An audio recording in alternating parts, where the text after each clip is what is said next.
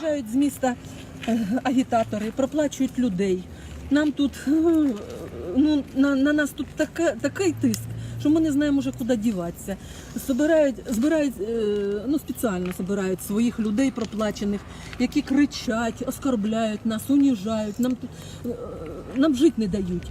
Нас взагалі звели село друг на друга, у нас тут скоро війна буде. Проплачує, привозять стройматеріали, тепер у нас акція в селі. Підпиши проти депутата, получиш дрова. Щоб наші депутати склали свої повноваження так, як вони проголосували, не так, як вони хотіли. Значить, треба їх зняти. Треба зняти. Тепер пишуть списки, хто хоче дрова, значить, той має підписатися проти депутата. Вони моталися тут, підписували підписи, хто за город, хто за село.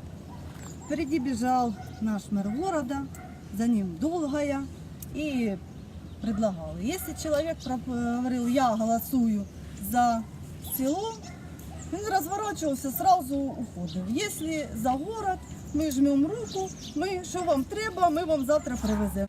Город ніколи не обращав внимання на нас. Ми не нужні були, село не нужно було, ці тружники не нужні були, що тут трудяться. А зараз, виходить, боротьба за гроші. Рекомендовано більше об'єднуватися сільським громадам. Ми думаємо, що сільська громада має більші перспективи розвитку. У нас буде менша громада, більше порядка буде. Ми так думаємо. З квітня місяця, коли ми відмовили Покровській міській громаді щодо об'єднання, почалися досить, я не скажу, що це відкрите звернення, але все рівно. Постійне спілкування, постійний тиск на депутатів. У нас навіть один депутат склав свої повноваження, тому що до нього прийшла ініціативна група, почала вдиратися у подвір'я, тобто це вплив і на його особисте життя. І він просто склав свої повноваження. Коли почалося оце все, в села рванули козачки, агітатори, прилітають в село, підписуйтеся за Покровську громаду. Галасливі, бігають, особливо громадські організації. От кидаємо все і йдемо у місто.